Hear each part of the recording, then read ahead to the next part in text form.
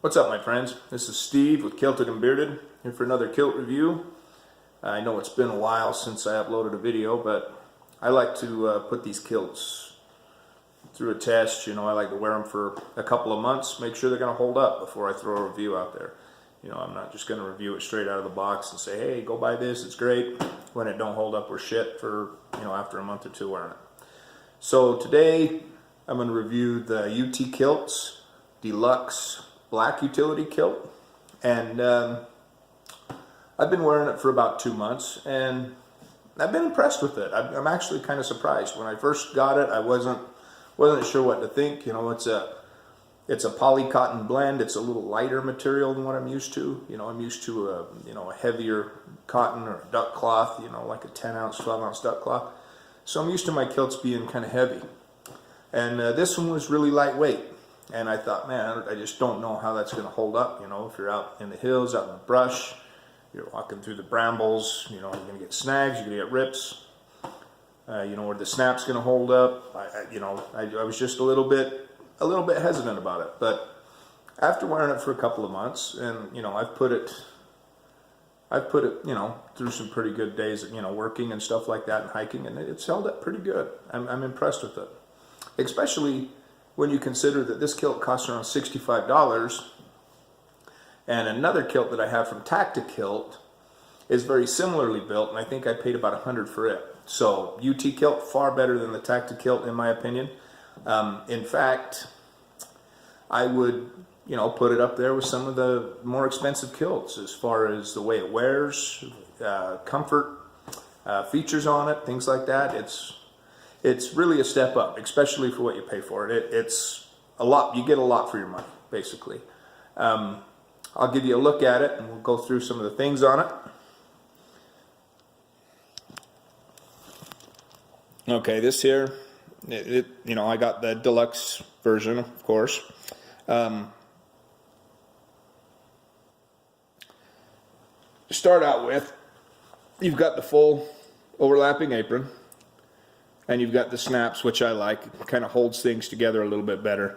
On my Kilt, basically the same setup, but it's, you know, it's a cleaner, more standard apron with just your 4 snaps at the top, 2 straps on your hip, 2 closer straps, and that's great. You know, if you've got a nice heavy kilt pin, it holds it down nice. But if you don't, then it's all over the place. This holds the kilt together a little bit better as far as modesty goes. I don't have to worry about it coming up, you know, that outer apron blowing up in the wind or anything like that. So even though the kilt is very lightweight, the material is lightweight, those extra snaps, kind of similar to a utility or a Utilikilt, they hold it together. And the buckles, well made. You know, the stitching is well done on it.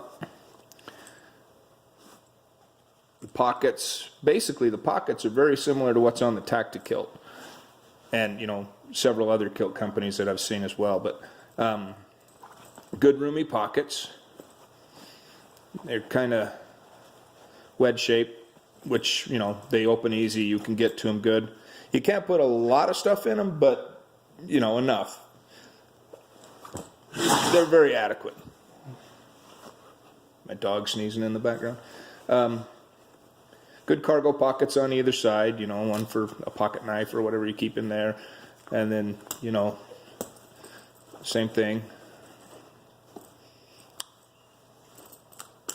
Pretty good sized pockets.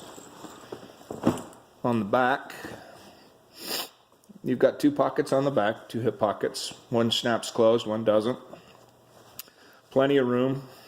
The pleats hang nice. I like the way the pleats hang. The kilt moves very well with you. It flows like a kilt should.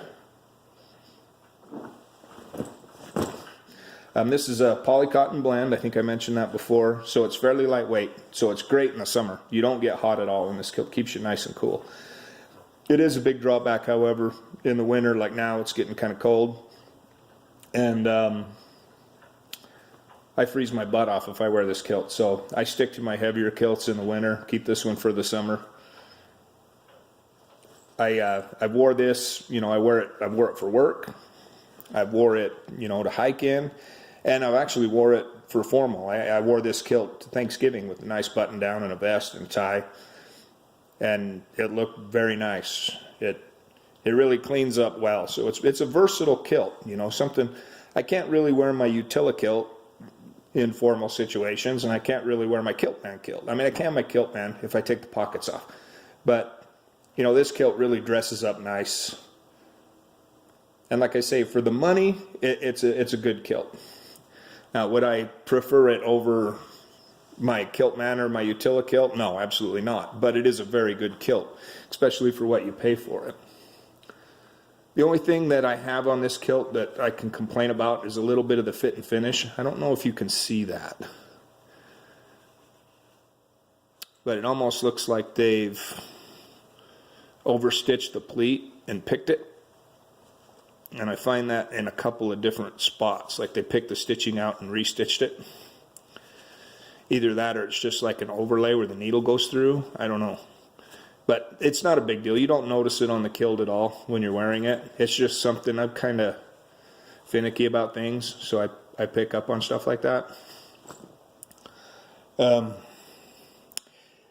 If you're going to go out, if you're thinking about buying a UT kilt, but you've never owned one before, Bryce at UT Kilts is excellent. The customer service is great. I bought a Sporin, a kilt pen, and some kilt hose from them as well recently. And the hose, they're really good. They're quality. I like the Sporin. The leather's a little bit stiff on it, but I'm sure it'll break in with time. And the kilt pen, it nice and heavy. You know, I mean, it's not the heaviest of kilt pens, but it is adequate. It does its job well. Everything that I've got from UT Kilts so far has been up to snuff. They've treated me good. Customer service is great.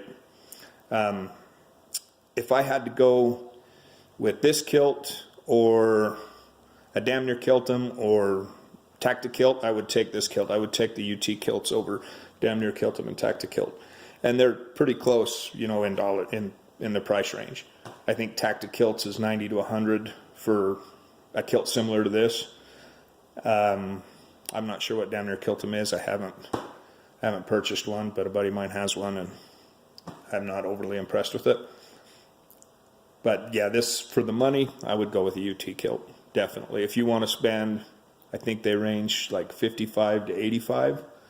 $85 if you want to get a custom. Definitely worth it.